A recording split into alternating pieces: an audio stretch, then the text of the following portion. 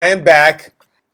I'm going to call this Wednesday night Bible study part 2.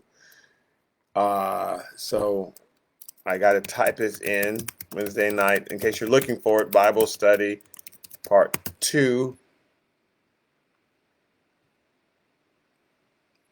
Well, I was typing the title and it just disappeared. Anyway, so I'm going to keep talking. For those of you who find this video, hopefully you'll get a notification and it'll say he's back. So I was reading about the man that Jesus was talking about, saying, if you got to, don't be a hypocrite. The Sabbath is about you not doing your work. The Sabbath is about you, but not about God not doing his work, or you not being obedient to God. The Sabbath day is not, you can't go to a movie and you got to sit home and just wear white all day. It is, take a day where you are not worried about your provisions. Don't do any work. Take a day off and just trust that I gave you enough on the sixth day to provide for the seventh. That's what the Sabbath day is about. It's about you trusting God, not about you can't go for a walk or you can't wear blue. But people turn it into other stuff. And they're telling Jesus, you can't even heal on the Sabbath. And Jesus, so if Jesus is defying them, then we know we can defy them also. So in Hebrews chapter 4, it says, for he has spoken in a certain place, verse 4, of the seventh day in this way. Here's how God, and God rested on the seventh day from all his works. So this is in Genesis. That is, hey, Rodney. So is this Rodney, tell me, is this the same feed or did you have to go to a different face? I'm just curious. But anyway, it says God rested on the seventh day. So in Genesis, he's spoken about the seventh day this way. God rested on the seventh day from all his work. This is Hebrews chapter 4, verse 4. And again, in a different place, they shall not enter into my rest. So there's two things he said about the Sabbath day. God rested on the seventh day, but in a different place, they won't enter into my rest. So even though God rested, there are certain people who don't enter into my rest. So Hebrews chapter 4, verse 6, since therefore it remains that some must enter it, and those to whom it was first preached did not enter because of disobedience. So he's saying, if you see God rested, clearly there's an act of entering into it because he says they didn't enter in. So it's not automatic that you're in the rest. This is what Paul is saying. He said God rested, but he also said they didn't enter into my rest. So clearly that means, using deduction, Paul's using deduction, it's got to be entered into. And some people don't enter into it. So how do you enter into it? That's what Paul's about to address in Hebrews chapter 4. And those to whom it was first preached did not enter because of disobedience. So that's how you don't enter in. God tells you to do something and you refuse. That's not entering into his rest, obviously. Again, he designates a certain day, saying in David. So here's a third place where it talks about that rest. Today, after such a long time as it had been said, today, if you will hear his voice, do not harden your heart. So there was a psalm where David said this. Today, if you will hear his voice, do not harden your hearts. So Paul's about to make the point. Apparently, David wrote this 300 years after they entered into the promised land. So Paul's about to make the point that this is not talking about the promised land, because David said, today, don't harden your heart and enter in. So Paul goes on to say in verse 8 of Hebrews 4, if Joshua had given them rest, meaning if that's what the rest was, if that rest was only for those people entering into the promised land, when he says, enter into my rest, if Joshua had given them rest when they entered into the promised land, if that's what it was talking about, he says, then he would not afterward have spoken of another day. Then God would not have spoken through David and said, today don't harden your hearts. If it already happened, why are you saying today the store is open? You mean 40 years ago? Yes. Then why'd you say today? So if David is saying today, then that must be a new day. He's not talking about 300 years ago. So he says, there remains therefore a rest for the people of God. So there's some rest that's available for us. Not talking about the entering into the promised land rest. For he who has entered his rest has himself also ceased from his works as God did from his. So remember, God said, on the seventh day I rested. So in order to enter in God's rest, that means you are ceasing from your works. You're ceasing from striving so hard all the time. You're entering into his rest. You're recognizing God's taking care of me. He's taking care of my healing. He's taking care. So I'm not striving and trying to, let me work it up and God will finally heal me. Let me work it up and God will finally save me. Jesus has already done it. So in order to enter into your rest, you stop trying to get saved. This is what specifically Paul's talking about. Because there were people who 50 years, 60 years after Jesus has already gone to the cross were wanting to reinstitute the sacrifices in the temple. And Paul's saying, don't do that. We're not trying to get saved anymore. We're not trying to get forgiven. We're not trying to, all that's done. The final sacrifice has been made. We enter into our rest where we don't strive anymore to try to get God to save us. He saved us. So if somebody's telling you in order to get saved, you got to light 7 candles, you got to read the Bible 20 times, you got to go to church every week, and that's how you get saved, that's a lie. Jesus has already done everything you need to get saved. So we enter into his rest. We're not trying to get saved anymore. We're just accepting what he's done and resting in it. That's the same thing. On the 6th day, God has already given you enough provisions for the 7th day. So you don't work anymore on the 7th day. You trusted God, So he's saying there's a rest that we now enter into. So going to verse 10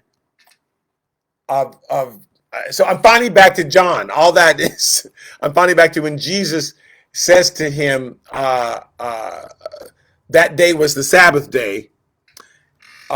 He says to him, the Jews therefore says to the man who's cured. So Jesus on purpose did it on the Sabbath day so they would say all their stuff and Jesus could correct them. I healed them on purpose on the Sabbath day because they don't understand what the Sabbath day is about. It's about rest from your works. You still have to be obedient to God. God may say, go up to that person and bless them and hand them $20. That's not a work. Your works are done, but you're still obedient to God. If God tells you to pray for somebody, you can't do anything on the Sabbath day. No, you don't understand what Sabbath day is about. It's about you resting from your works, not God resting. Not you. I'm not obedient to God on the Sabbath day. God tells me to do something. I say, no, God, I can't do it. It's the Sabbath day. So the Jews therefore says to the man who was cured, it's the Sabbath. It is not lawful for you to carry your bed. Is that true? No. You can't carry your produce to the marketplace and sell it. It doesn't mean you can't carry your bed. So he answered them and said, well, he who made me well said to me, take up your bed and walk. So the person who cured me told me to take up my bed. So why would I not obey this person? Because I've had this infirmity for 38 years. So clearly this is a word from God. And that person also said, take up your bed and walk. So I'm going to listen to that person and not listen to you. So then they asked him in verse 12, well, who is the man who said this to you? Take up your bed and walk. Interestingly enough, he had no idea. He didn't ask questions. He didn't say, wait, before I take up my bed, and what your name is?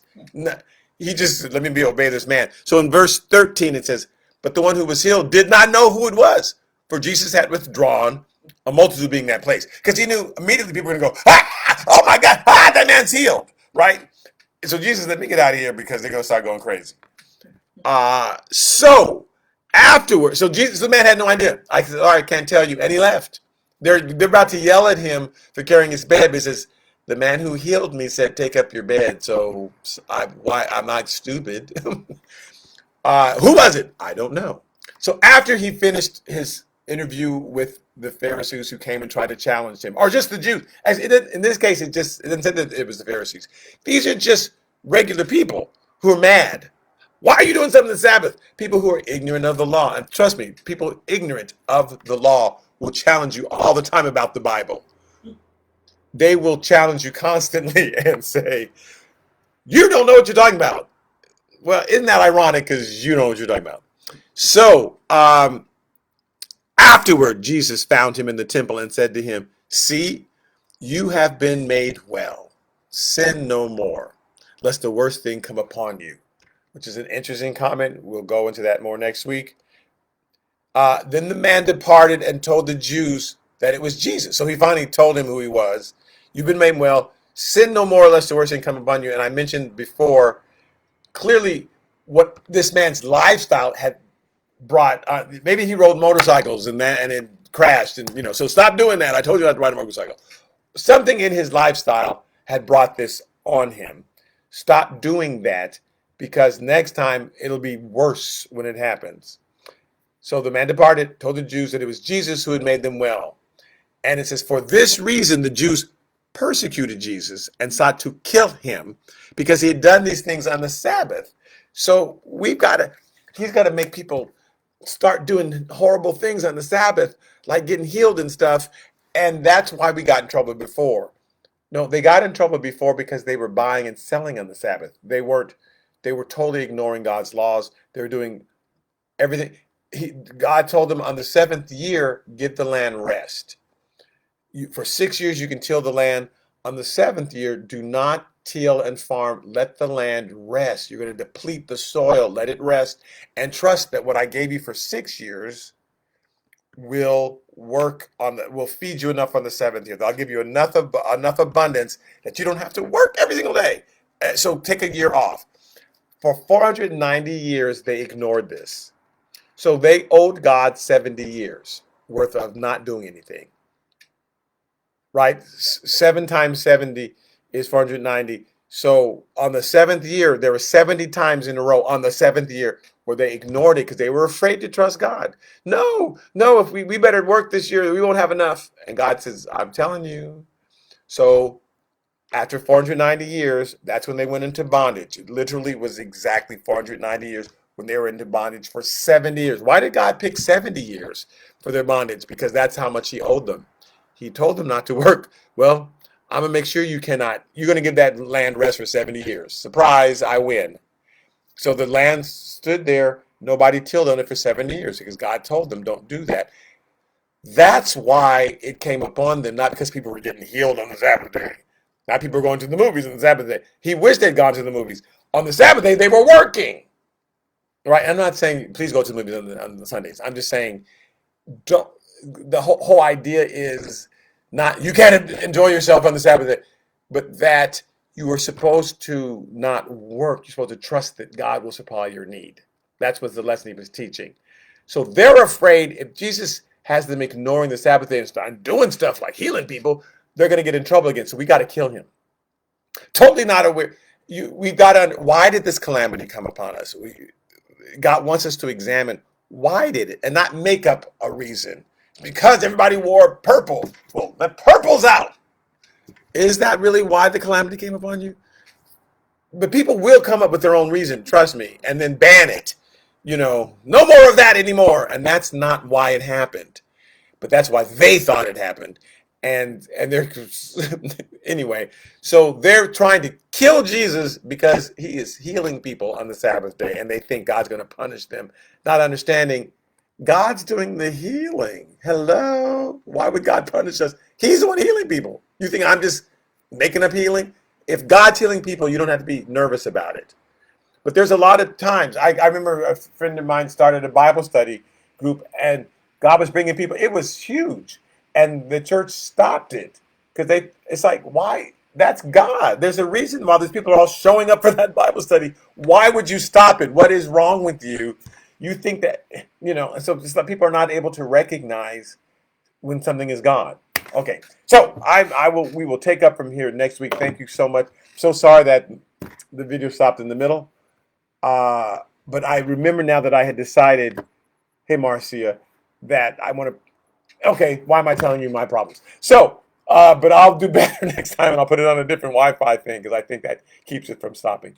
And on Sunday, we are in the book of Exodus. It's very interesting. You'll really like it. For Sunday school, and also this Sunday I'll be preaching again, I think, on Joshua. I think I'm now in the 14th chapter, and I think this will be my final chapter in Joshua, because the rest of Joshua is just who got the land. But I think there's a lesson, there's a final lesson, I think. But I definitely am preaching. I'm just not clear yet what I'll be preaching on.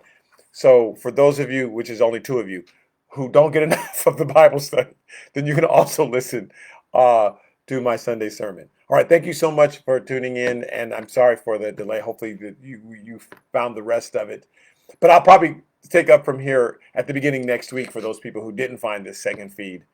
So don't worry if you missed it. And if you're hearing this message, obviously you didn't miss it, so I need to shut up. Okay, God bless you. I will talk to you later. Bye bye.